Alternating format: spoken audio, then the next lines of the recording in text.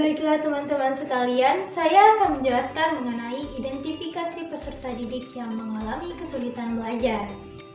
Dalam mengidentifikasikan peserta didik yang mengalami kesulitan belajar, salah satunya dapat dilihat dari hasil belajar peserta didik itu sendiri. Dari data yang diperoleh, dapat diketahui apakah peserta didik tersebut mengalami kesulitan belajar atau tidak. Cara identifikasinya dapat dilakukan berdasarkan gejala-gejala yang dapat diamati seperti gejala fisik, gejala perilaku, dan gejala hasil belajar. Ada beberapa langkah yang dapat ditempuh dalam mengidentifikasikan peserta didik yang mengalami kesulitan belajar.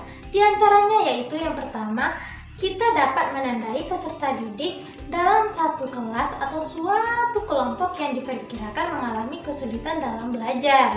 Yang kedua, teknik yang dapat ditempuh bermacam-macam, antara lain dengan meneliti nilai ujiannya, menganalisis hasil ujiannya, mengobservasi peserta didik pada saat proses belajar mengajar, memeriksa buku catatan pribadinya, serta melaksanakan sosiometris untuk melihat hubungan sosial psikologis yang terdapat pada para peserta didik.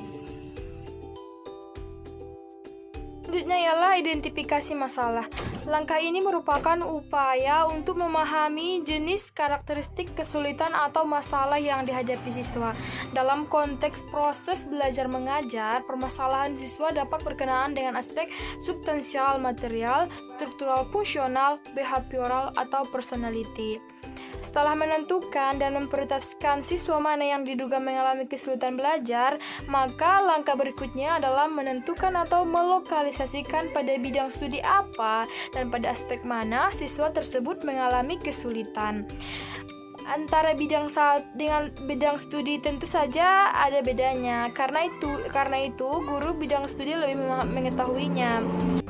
Pada tahap ini, kerjasama antara petugas bimbingan konseling, wali kelas, guru bidang studi akan sangat membantu siswa dalam mengatasi kesulitan belajarnya. Cara yang dapat digunakan adalah yang pertama, tes diagnostik dibuat oleh guru di bidang studi masing-masing. Dengan tes diagnostik ini dapat ditemukan karakteristik dan sifat kesulitan belajar yang dialami siswa. Bila tes diagnostik belum tersedia, guru bisa menggunakan hasil siswa sebagai bahan untuk dianalisis. Dan selanjutnya, memeriksa buku, catatan, atau pekerjaan siswa. Hasil analisis dalam aspek ini akan membantu dalam mendiagnosis kesulitan belajar siswa. Identifikasi faktor penyebab kesulitan anak. Kesulitan belajar menjadi topik yang menarik untuk dibahas menengok kondisi pendidikan di Indonesia. Banyak kasus gangguan pembelajaran yang terjadi baik di kota maupun di daerah-daerah pedesaan. Hal ini dikarenakan masih banyak yang belum mengetahui tentang pengertian kesulitan belajar. Faktor-faktor penyebab kesulitan belajar anak diantaranya 1. Tidak sempurnanya fungsi otak. 2. Fungsi faktor genetika atau faktor keturunan. 3. Pola asuh, di mana orang tua yang memiliki kesulitan belajar akan mentransfer kesulitan belajar yang sama kepada anak melalui interaksi pola asuh. 4. Mengkonsumsi minuman beralkohol dan zat kimia terlarang atau narkoba. Kedua barang tersebut mengandung zat yang dapat mengganggu dan merusak perkembangan otak. 5. Kelahiran prematur. Kelahiran prematur dapat menjadi sebab seseorang memiliki atau perkiraan bantuan pada kesulitan anak. Yang pertama, kita harus tahu nih apa-apa saja faktor lingkungan anak, nutrisi, dan juga kesehatan yang penting bagi perkembangan dan pertumbuhan anak.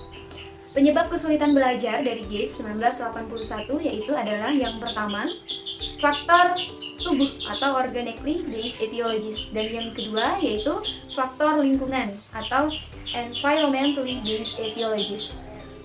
Ahli lain juga menyebutkan bahwa terjadinya kesulitan belajar pada anak itu disebabkan oleh 3 faktor. Yang pertama yaitu faktor genetik, dan yang kedua yaitu faktor organik, dan yang ketiga yaitu faktor lingkungan. Nah, Jadi, bagaimana kemungkinan perkiraan bantuan seorang guru untuk anak yang sulit atau dikatakan sulit dalam belajar? Nah, yang pertama, guru bisa melakukan observasi. Nah, dalam guru berobservasi, guru perlu mempergunakan panca indera secara keseluruhan. Dan yang kedua, guru bisa melakukan interview. Nah, di sini guru perlu melakukan secara langsung sehingga dapat lebih leluasa berkomunikasi dengan anak.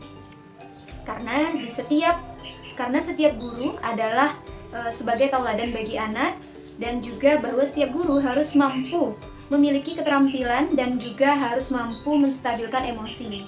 Nah, dan juga guru harus mempunyai keinginan untuk memajukan peserta didik. Nah, bersikap realitas, jujur, dan terbuka, serta juga peka terhadap perkembangan anak, terutama pada inovasi. Yang selanjutnya ada treatment atau perlakuan. Treatment atau perlakuan yang dimaksud di sini adalah pemberian bantuan kepada anak yang mengalami kesulitan belajar sesuai dengan program yang telah disusun pada tahap prioritas tersebut. Anak yang mengalami kesulitan belajar dapat diberi bantuan atau treatment seperti yang pertama bimbingan belajar, yang kedua pengajaran resiprokal atau dialog interaktif antara guru dan murid, yang ketiga pembelajaran yang melibatkan siswa secara aktif, yang keempat pemberian alat-alat bantuan atau alat peraga dalam mendukung proses belajar mengajar, dan yang kelima mengulang kembali pembelajaran yang belum dikuasai dan memberikan tugas-tugas agar siswa lebih aktif dalam berpikir dan mengemukakan ide-idenya. Yang keenam, menciptakan suasana kelas yang kondusif dan menyenangkan agar peserta didik mudah dalam memahami pembelajaran. Di tengah-tengah pembelajaran juga, guru bisa memberikan pertanyaan agar terjadi proses stimulasi dan respon antara guru dan murid. Yang ketujuh, guru juga bisa memberikan game atau permainan di sela-sela pembelajaran agar siswa tidak merasa bosan. Dan yang terakhir dan yang kedelapan, motivasi belajar dari pendidik dan orang tua di rumah. Anak yang mengalami kesulitan belajar perlu mendapatkan perhatian lebih dari seorang pendidik maupun orang tua di rumah, terutama orang tua, karena orang tua sangat penting untuk memberikan motivasi belajar anak agar anak dapat memperoleh hasil yang memuaskan. Dan yang selanjutnya adalah evaluasi diagnostik dan remedial oleh guru dalam proses pembelajaran. Evaluasi diagnostik adalah salah satu fungsi evaluasi yang memerlukan prosedur dan kompetensi yang lebih tinggi dari para guru sebagai evaluator pembelajaran. Evaluasi diagnostik merupakan evaluasi yang memiliki penekanan khusus pada penyembuhan kesulitan belajar siswa yang tidak terpecahkan oleh formula perbaikan yang biasanya ditawarkan dalam bentuk evaluasi formatif oleh guru. Evaluasi pengajaran remedial. Pada akhir pengajaran remedial perlu dilakukan evaluasi seberapa pengajaran remedial tersebut meningkatkan prestasi belajar. Tujuannya untuk mencapai tingkat keberhasilan 75% menguasai bahan. Jika belum berhasil, kemudian dilakukan diagnosis kembali, prognosis dan pengajaran remedial berikutnya. Demikian seterusnya sampai beberapa siklus hingga tercapai tingkat kesulitan.